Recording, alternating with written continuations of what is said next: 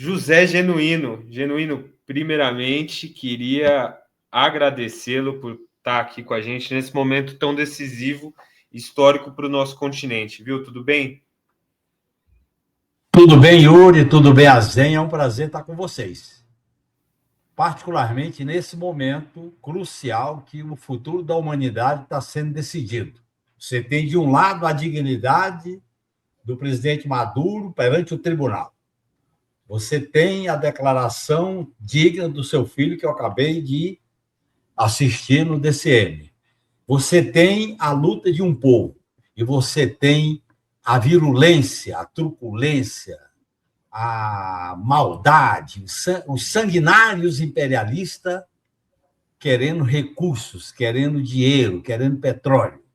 E a falsidade desses liberais, como a BBC, que tira a palavra sequestro, como o Washington Post, como o New York Times, que adiam reportagens, como a grande imprensa brasileira, que se acovarda com matérias, com versões, com narrativas, para tentar enganar, e com uma direita brasileira que se acovarda.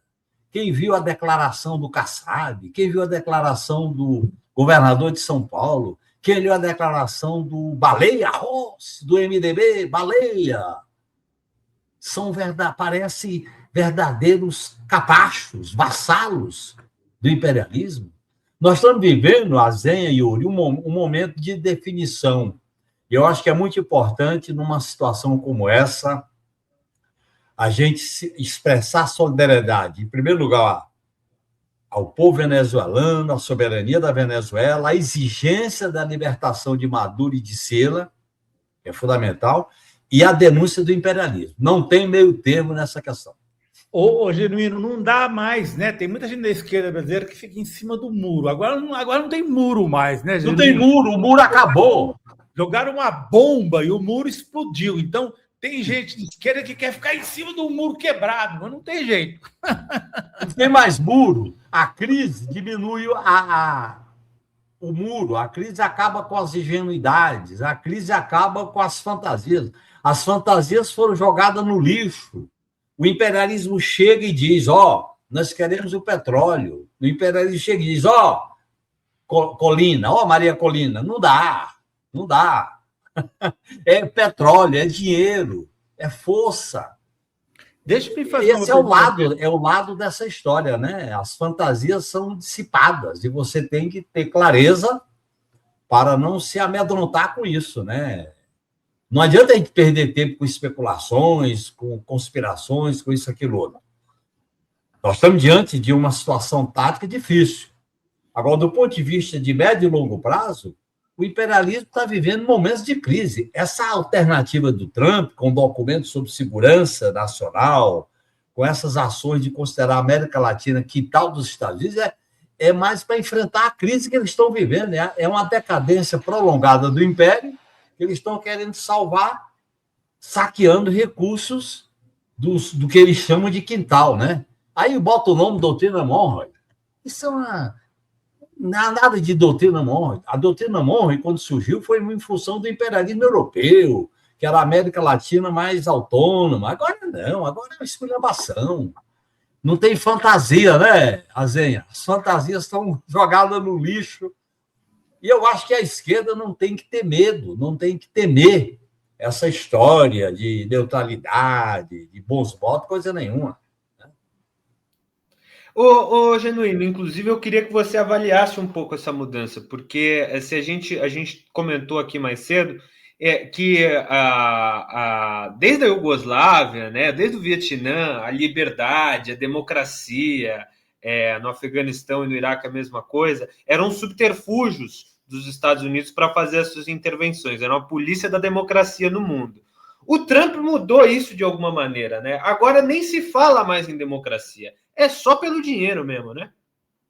Se você assistir um documentário de um filme muito interessante sobre o golpe de Estado e o assassinato do Patrício Lumumba, que foi dirigente do Lumumba, se você ver aquele filme, você vai constatar que eles antes eles tinham uma imagem, eles criavam uma fantasia, eles criavam uma capa. Agora, eles tiraram tudo isso da frente. É tudo escancarado. E escancarado, primeiro, por causa da crise. Segundo, porque o Império vive uma situação tal que ele precisa tirar as roupagens, tirar as fantasias. E terceiro, porque a disputa está tão grave que não tem meio termo, eles querem ir com tudo. Então, eu acho que nós temos que também tirar lições desse processo, né? O muro está estreito, as ilusões estão sendo dissipadas, o meio termo não existe, nós temos que ter posições claras, contundentes, não sectárias, mas contundentes, em relação a um caminho para enfrentar o imperialismo. Por exemplo, durante muito tempo, o imperialismo não estava na agenda da esquerda. A crise botou o imperialismo na agenda da esquerda. O imperialismo, a questão nacional se vincula com a questão democrática. A questão democrática e a questão nacional se vincula com a questão social dos direitos do povo, para melhorar a vida do povo. Eu acho que é nessa perspectiva que você tem que ter uma esquerda mais militante, nas ruas, nos movimentos, na organização de base, que é fundamental para a gente construir essa alternativa, porque eles pregam o derrotismo, eles pregam a força da tecnologia americana. É claro que eles têm força, nós não podemos menosprezar isso, né? Agora, nós também temos que analisar no contexto mais amplo, de médio e longo prazo, e fazer um movimento mais articulado, né? Por exemplo, eu acho que nós devíamos ter investido mais na integração latino-americana. Eu digo nós, o nosso governo. A gente gastou muito tempo e energia com certas articulações mundiais em vez de ter priorizado a integração latino-americana. Eu acho que a posição sobre a Venezuela na eleição, a gente tinha que ter sido mais claro, de respeitar o resultado proclamado pela justiça venezuelana. Se a Venezuela tivesse dos BRICS, era mais fácil essa defesa. Eu acho que são lições que a gente tem que tirar desse processo político. Porque o imperialismo, a Zenha Yuri, ele está deixando claro que não tem meias palavras, que não tem dó, não tem meio termo. Ele vai com tudo, porque a crise coloca eles diante dessa embocadura. E se nós temos uma esquerda amedrontada, vacilante, ficando só nos bons modos, nós vamos ser derrotados. O mundo não é para ingenuidades. Genuíno, agora há pouco a gente passou um vídeo do José Dirceu, tanto eu, acho que o Yuri também gostou muito, porque tem um momento que o José Dirceu rasga cedo, ele ele sai da diplomacia e fala assim, nós temos quinta colunas aqui no Brasil. É preciso deixar bem claro isso. Tarcísio de Freitas, Zema, Ratinho, ele citou mais um, quem foi? Kassab. Então, eu acho que é hora de deixar isso explícito, né, Genuíno? Quem está desse lado, quem está do outro lado. É preciso demarcar bem essa posição.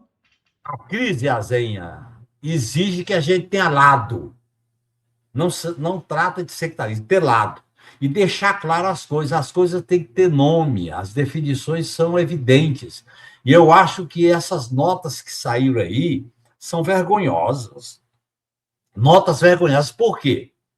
E eu falei com um amigo meu, e vou divulgar através do DCM agora, que a burguesia brasileira ela tem 3 características. Ela é corrupta, autoritária e entreguista. Pode analisar a história do Brasil ao longo de grandes momentos. Ora, ela se mete com a corrupção, como você está vendo nesse caso do Banco Master. Ora, ela se mete com o autoritarismo de apoiar golpes, como foi em 64, e quase apoiaram o Bolsonaro. Ora, é de um entreguismo. Você viu o Tarcísio de Freitas dizendo, nós temos, antes do Trump ceder, dizia, nós temos que dar uma vitória para o Trump para ele se acalmar. Quer dizer, é submissa, é espírito vira-lata, porque eles se viabilizaram se agregando ao imperialismo. Então, nós temos que ter muita clareza disso. Nós estamos vivendo um momento de definição, momento de clareza. E se a esquerda não tem essa clareza, ela passa a se confundir com vamos dizer, com esse lamaçal, com esse pântano que está atolando as pessoas. Isso não pode. Nós temos que ter muita clareza por onde vamos. É o caminho para a gente derrotar essa direita. Tem que dar nome aos bois e fazer um enfrentamento político em relação a... Veja bem, eu estava vendo agora, Zenha, os caras fazem uma pesquisa e tentam divulgar da repercussão da invasão da Venezuela na internet. É claro, os caras têm o monopólio da internet, das big techs, aí dá maioria a favor da invasão. Na internet. Aí dá uma repercussão a isso, né? Leva a esquerda a ficar discutindo se houve conspiração, se houve traição, se houve isso, aquilo, outro. É claro que nós temos que discutir as fragilidades, mas o problema central agora é a defesa da Venezuela, da soberania nacional e a libertação do Maduro e da Sila. Aí a gente vai ter tempo para avaliar melhor, as coisas baixarem, a água baixar, a gente vê isso tudo. Nós não podemos ser levados por essa dinâmica da dominação da classe dominante. E a ordem imperialista é toda centrada. Eu digo sempre que é o modus operandi de Gaza. O que o Trump está fazendo é generalizando a dominação imperialista à la Gaza. Mata, se associa com as big techs, cria narrativa. Ele mata fisicamente, mata a imagem, tenta matar as biografias, tenta matar a subjetividade. Então, é um momento que a gente tem que ser muito competente para enfrentar essa subjetividade imperialista mundial. Ô, Genuíno, falando em enfrentamento, a gente teve duas ações, né? Uma ação da Erika Hilton, pedindo para investigar o Nicolas Ferreira e o Flávio Bolsonaro, e uma ação do Lindbergh Farias, líder do PT, pedindo para a PF investigar Flávio, Eduardo e Nicolas por ataques ao Estado de Direito, justamente porque tanto o pré-candidato à presidência da República, Flávio Bolsonaro, o ex-deputado federal Eduardo Bolsonaro e o atual deputado federal Nicolas Ferreira sugeriram intervenções de alguma maneira ao modo Trump contra o presidente Lula. Como que você avalia essas ações judiciais e de que maneira que se deve combater esse tipo de traição à pátria aqui no Brasil? Nós devemos dar resposta imediata e pronta resposta a essas iniciativas da extrema-direita. Nós não podemos deixar que a extrema-direita legitime um discurso golpista, entreguista e vassalo. Não podemos. Temos que dar resposta. Durante um certo tempo, Yuri, a gente não respondeu à altura essas maluquices, que a gente chamava até de maluquice, da extrema-direita. A gente brincou com isso. O Bolsonaro, quando surgiu no parlamento, era objeto de piada. Olha o monstro cresceu. Esses discursos a gente não pode normalizar a normalidade. Portanto, eu acho que são iniciativas corretas. O segundo, nós temos que mostrar a quem essas pessoas servem, o que eles querem, qual é a visão deles de país, qual é a visão deles da democracia, qual é a visão deles do parlamento, qual é a visão deles dos Estados Unidos e da presença do Brasil no mundo. Nós temos que ampliar e aprofundar o debate para deslegitimar a direita fascista. E, ao deslegitimar a direita fascista, nós temos que combater essa direita cheirosinha, que aparece como limpinha, mas ela é tão suja quanto a extrema-direita. E, para mim, não há fato... Existem 3 fatos que mostram isso. Primeiro fato, o projeto da dosimetria, que eles querem passar o lenço da cabeça dos golpistas. 2, o escândalo do Banco Master. 3, a vassalagem perante o imperialismo americano na invasão da Venezuela. São 3 fatos que falam por si só. Está mutado, Zenha. Eu achei a sua fala muito importante, Genuíno, quando você falou sobre a questão da subjetividade, que é o que eles estão fazendo ao acusar o Nicolas Ferreira de ser um narcotraficante. Maduro. O Nicolas Ferreira é o primo dele, né? O Maduro. Desculpe. E aqui está uma postagem, Genuíno, do Flávio Bolsonaro. Lula é Maduro, Maduro é Lula. Olha o uso da subjetividade que eles estão fazendo. Olha só a maneira como eles estão se articulando para a eleição deste ano. Lula é Maduro, Maduro, eles vão jogar em tudo. Então, eu achei muito importante a sua fala sobre essa questão da subjetividade, que a gente não pode deixar barato essa tentativa da construção de uma imagem de que o Gustavo Petro, o presidente da Colômbia, é narcotraficante, exportador de cocaína, que o Trump falou isso. Né? E o que a direita, como fazer isso de uma maneira mais adequada? Primeiro, eu acho que a gente tem que tomar a decisão de enfrentar essa captura das palavras, dos símbolos, da subjetividade, até do sentido das coisas, feito pela extrema-direita fascista. Isso é um laboratório dirigido principalmente através dos estrategistas das Big Techs, né, que produz uma espécie de subjetividade que captura o futuro, captura o sentimento coletivo, captura o sentimento da solidariedade, captura o sentimento de uma vida feliz, captura o sentimento da ideia de que outro mundo é possível. Primeiro, a gente tem clareza disso. Segundo, a gente tem que aperfeiçoar nossos argumentos, nossas maneiras de enfrentar essa extrema-direita. Primeiro, não ter medo dela. Quando a gente tem medo, tá certo? Ontem eu fui lá no ato, vou dar um exemplo aqui, fui no ato em frente ao consulado americano. E apareceu um provocador, né, da extrema-direita querendo... ele entra no meio para fazer provocação, para fazer imagens de pessoas. Aí o pessoal dos manifestantes encostaram neles, chamaram a polícia. Tira esse cara daqui, senão ele vai ser responsável por isso. Tiraram. Então, a gente tem que ter muita clareza de a quem servem essas pessoas. É uma espécie de guerra híbrida, que nós estamos vivendo. Essa guerra híbrida, ela também mexe com a subjetividade que eu estava falando, com valores, com um sentimento de futuro, não interessa a verdade, não interessa a racionalidade, o que interessa é a narrativa. Não há separação entre verdade e mentira, não há separação entre o que é certo e o que é errado, tudo se mistura para garantir o quê? O domínio deles, é o domínio dos interesses econômicos, é o domínio dos interesses políticos que está em jogo. Por isso que eles fazem essa guerra.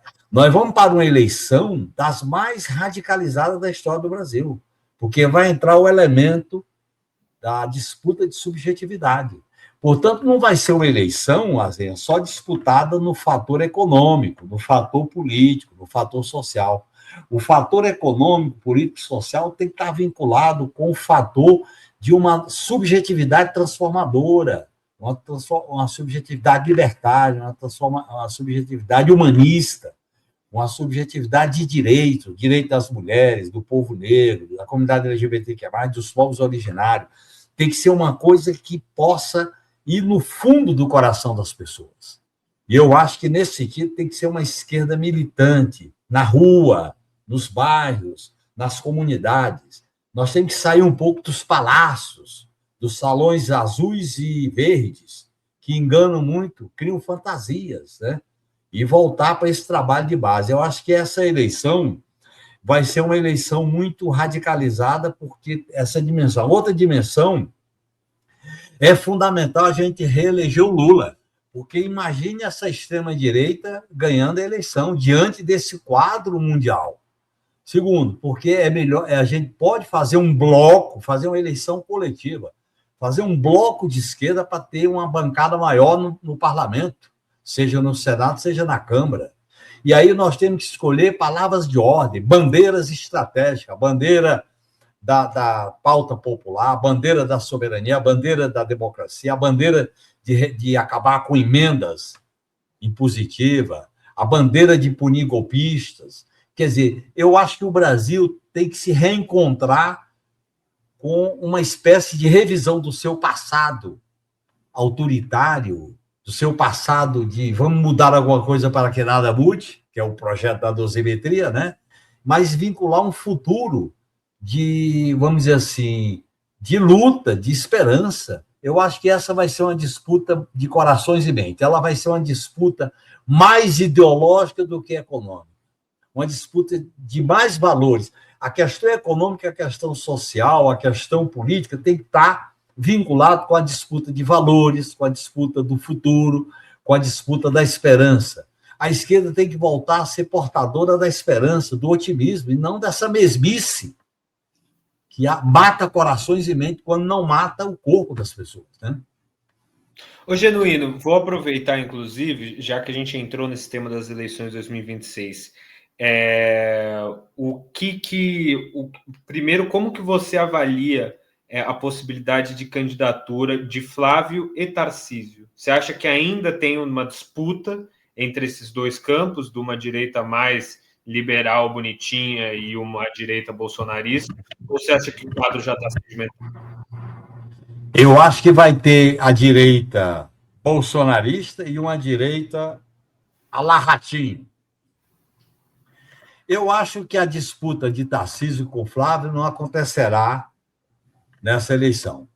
Porque essa eleição também ela está vinculando 2026 com 2030. E algumas lideranças estão se preservando para 2030.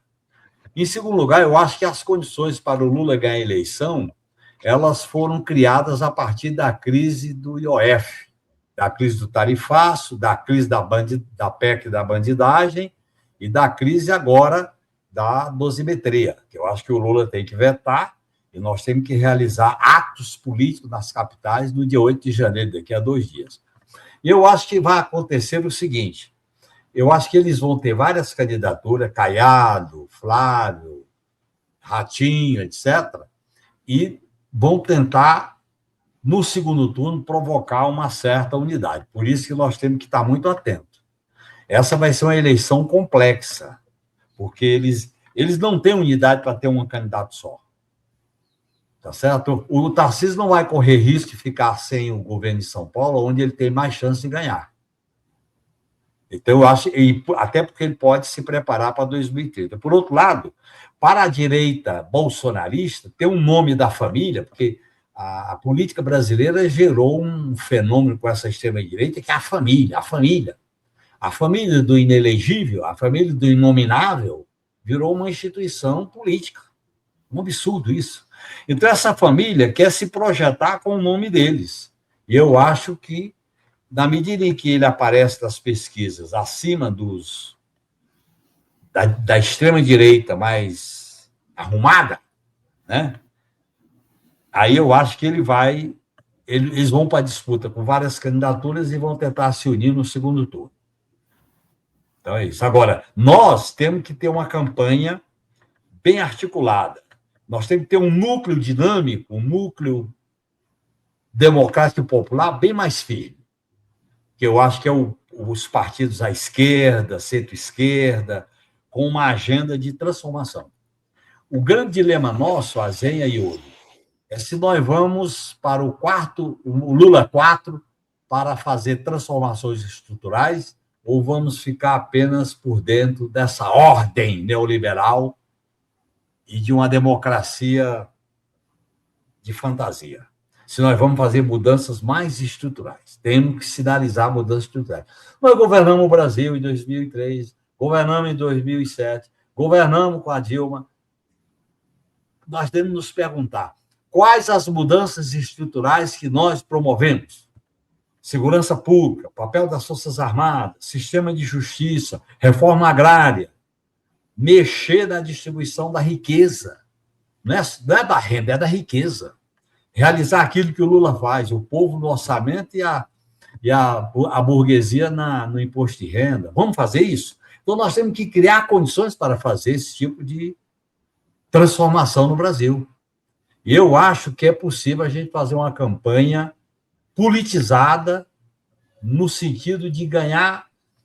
Eu me preocupo muito, Azenha e Yuri, com essa questão da gente construir uma subjetividade transformadora, uma subjetividade alternativa à subjetividade capitalista e imperialista.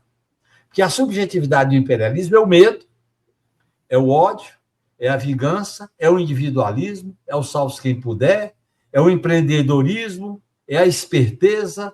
Essa é a subjetividade que ganhou espaço com essa crise que veio do início do século XXI. Então, nós temos que construir uma subjetividade transformadora, libertária, para ganhar corações e mentes, principalmente com a juventude, né? Então, eu acho que nós temos que fazer isso aí de maneira militante. E, no meu modo de entender, nós vamos ter uma eleição difícil, não adianta a gente ficar no oba-oba, já ganhou, vai ser uma eleição difícil, porque tem muita coisa em jogo. E, principalmente, o que está em jogo é quais são os rumos de uma estratégia política de como o Brasil se situa no mundo. O Brasil tem uma dimensão pela população, pelo território, pela economia, pelas relações políticas, econômicas e geopolíticas muito grande. Ele não cabe no quintal de ninguém, como diz o Paulo Nogueira Batista. Como nós vamos nos projetar? Como nós vamos nos colocar no mundo? E por isso que a crise mundial tem muito a ver com as eleições aqui. E eu acho que o imperialismo trumpista não vai deixar de intervir nas eleições aqui. Então, eu acho que ele tem que preparar o nosso exército político, o nosso time político. Tá certo? E eu estou muito à vontade de fazer esse tipo de coisa, porque eu não vou ser candidato a nada, não quero cargo nenhum, eu vou ser militante das ruas, eu quero ser militante das ruas. Queria agradecer muito a Suzy Fescher, que diz assim, não é só o petróleo, Zen, mas o petrodólar.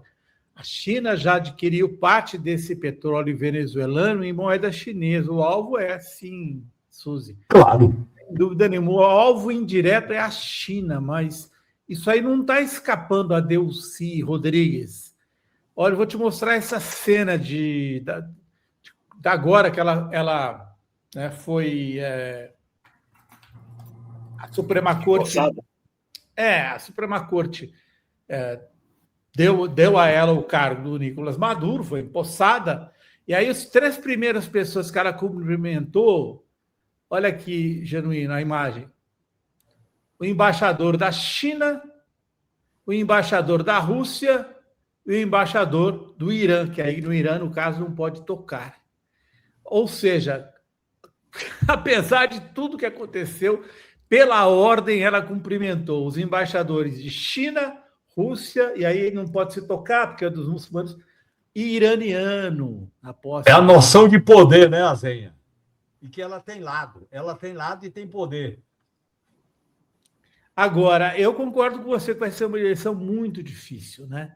Eu vou passar uma imagem desagradável aqui, que nem você nem o Yuri vão gostar, e o público menos ainda, mas só para ver como eles estão reagindo, como eles estão felizes com a captura do Nicolás Maduro.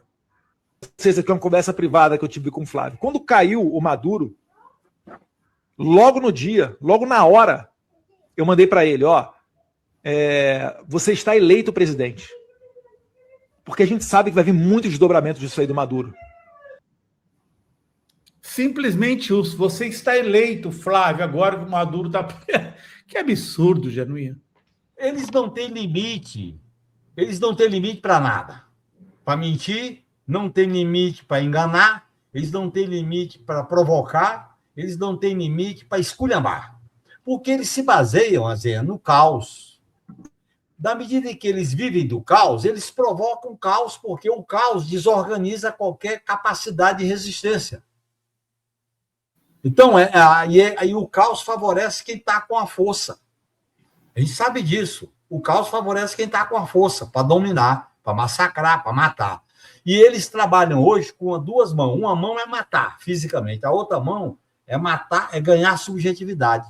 Eles estão fazendo esse exercício no caso da Venezuela, quer dizer, eles invadem, matam 80 pessoas, sequestram o presidente, mas, ao mesmo tempo, eles produzem uma imagem. Você viu? A imagem do Maduro com moletom da Nike. A imagem do Maduro entrando no presídio que é chamado Inferno na Terra. E a dignidade do Maduro de fazer aquilo. Quer entender, né? Eu acho que essa é a disputa que a gente está vivendo. Nós não podemos ter ilusão na direita. a direita, a extrema-direita e a velha direita, nós não vamos enfrentá-la só dialogando. Tem que enfrentar e negociando, tem que enfrentar lutando, tem que enfrentar enfrentando. Essa é a discussão. Por isso que nós temos que nos preparar em todas as áreas para fazer essa contraposição, essa contra-hegemonia. Resposta rápida, contra-resposta, não deixar passar nada em branco. As nossas bancadas no parlamento têm que mudar de atitude, não pode ficar aceitando aquilo calado. Também não adianta entrar nas provocações, mas responder tudo. Nós temos que desmascarar, nós temos que deslegitimar o discurso da extrema-direita imperialista, entreguista, vassala, e desmoralizá-la politicamente, né? Olha só, Genuíno, eu sei que nosso horário está acabando, mas eu tenho uma última pergunta que eu acho que você, inclusive, entrou um pouco nesse tema, falando sobre a dignidade do Maduro. Maduro falou que é inocente, falou que é um prisioneiro de guerra, não arrefeceu de maneira nenhuma frente à justiça americana nesses primeiros momentos, nessas primeiras informações que a gente está tendo vindo dos Estados Unidos. Você também foi uma pessoa que, assim como o Maduro, agora a gente sabe, né? Acho que não há dúvida de que essas acusações contra o presidente da Venezuela não têm nenhuma sustentação de prova. É um absoluto ato de lawfare. Você também foi vítima de lawfare, de perseguição. E uma das grandes narrativas que o Flávio Bolsonaro, que a direita tem tentado implicar, é de que o Maduro delataria o Lula em alguma circunstância. Eu não sei como exatamente, mas essa é a aposta dele. Eu queria que você comentasse tanto um pouco dessa postura do Maduro frente à justiça americana e quanto esse sonho da direita de uma possível delação do Maduro contra o Lula. Olha, em primeiro lugar, eu tive até um pesadelo e confesso aqui publicamente. Naquela noite do dia 3 de janeiro, eu tive um pesadelo, porque aquela cena me levou a outras experiências que eu vivi. E eu me lembro de uma cena quando eu fui preso na ditadura, e que eu não estava identificado, e eles queriam, de qualquer maneira, destruir a gente. A gente tinha que resistir, tirando força do fundal. E a outra foi quando, no mensalão, eu fiz aquele gesto de levantar o punho. Aquilo ali foi encarado pelo ministro do Supremo, que eu prefiro não citar o nome dele, que faz mal para mim, que era uma desobediência ao poder. E eu liguei isso com aquela atitude digna do Maduro. Sou prisioneiro de guerra. Ele tratou os carcereiros ali de maneira digna, porque ele sabe que o problema não é dos carcereiros, o problema é do chefão dos carcereiros, né? Que é o Trump. Eu acho que, nesses momentos, a dignidade vale muito. E, no meu modo de entender, eles vão levantar um rosário de mentiras. Quem assistiu alguns programas da televisão brasileira no domingo à noite, antes de ontem, olha, eu não aguentava. Tinha que desligar, porque era um grau de violência contra o senso comum, contra o bom senso, que a gente não suporta. Eu acho que, nesse sentido, existe uma resistência de convicção, uma resistência da atitude, uma resistência da consciência, que é muito importante, né? Quer dizer, eu me lembro disso quando eu estava na cadeia, que eu fiz uma greve de fome com outros companheiros, a gente tinha que... Era para valer. A gente sofria, mas tinha que resistir. Então, o ser humano busca energia, busca força. E eu acho que, quando a gente transforma isso numa força social e política, não é individual, eu acho que é isso. É o caminho da luta. Nós não temos outra salvação se não for a luta coletiva, se não for a luta por um outro modelo de organização da humanidade. Eu digo, a luta pelo socialismo. Eu dou nome às coisas, né? Então, eu acho que nós estamos vivendo uma encruzilhada, viu, Yuri e Azéia? É uma encruzilhada, porque a dominação imperialista, num quadro de decadência, ela mostra suas garras violentas. A médio prazo e a longo prazo, isso vai se transformar em crise, né? Mas isso acaba provocando medo, provocando divisões, provocando especulações. Eu acho que é muito importante a gente botar a cabeça no lugar Eu uso a seguinte frase: é coração quente e cabeça fria. Você não é palmeirense, não, né, Genuíno? Sou corintiano juramentado. Porque juramentado. o Corinthians me deu o segundo alvará de soltura. Você sabe disso, né? Eu saí da cadeia, depois de 5 anos, eu tinha medo de andar na rua. Eu precisava entrar no meio de uma multidão. Aí eu fui assistir Corinthians e Ponte Preta. Aí o Corinthians, a Gaviões me deu um alvará de soltura e eu me libertei daquelas fantasias. É que essa frase, cabeça fria, coração quente, é uma frase ficou notória aí por conta do treinador do Palmeiras, o Abel Ferreira, treinador do meu time. Não, mas isso olha, eu respeito os palmeirenses, respeito o São Paulino, respeito os corintianos, respeito o futebol, o esporte como a alegria do povo. Isso é muito lindo, isso é muito bonito. Eu gosto da rua, eu gosto do povo, eu me alegro. Eu me senti bem de ter ido ontem um ato pequeno, mas significativo em frente ao consulado. É ação, nós não podemos ficar só remoendo, só com dor, só com tristeza, não dá, basta.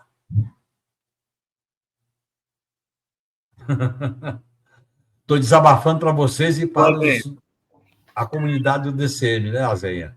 Aliás, esse companheiro aí, o Azenha, eu tenho uma gratidão sempre por ele, porque ele sempre foi um cara muito leal, solidário, e ele me acompanhou nos momentos cruciais que eu vivi, no massacre do Mensalão. Então, eu tenho um respeito muito grande pelo Azenha. Eu conheci ele há muito tempo. Eu tenho uma dívida, viu, com você, Genuíno, porque eu tenho um livro do Mensalão planejado há muito tempo, que eu preciso publicar, porque ele fala muito, você aparece ali também, né?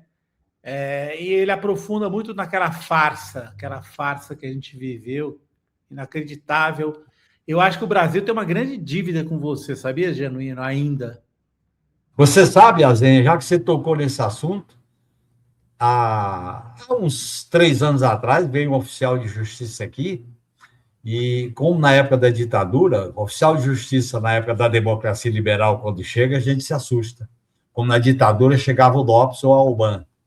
E eu fiquei meio assustado, ele disse, não, a gente veio pedir sua autorização para devolver parte do dinheiro que o PT pagou dos empréstimos.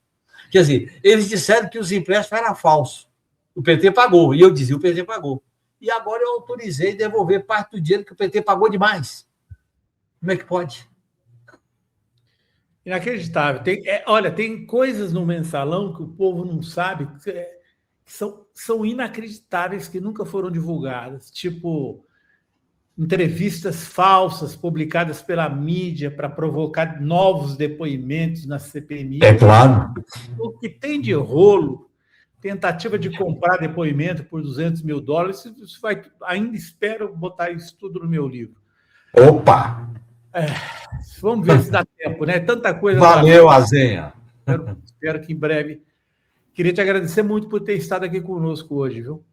Olha, Yuri, eu agradeço muito o seu convite. Você acertou em convidar. Eu tô saindo desse nosso papo mais alegre, mais feliz de ter encontrado você. E, principalmente, ter encontrado o Azenha. O Azenha sabe que eu conheci ele há muito tempo, vivi momentos importantes que ele acompanhou como jornalista.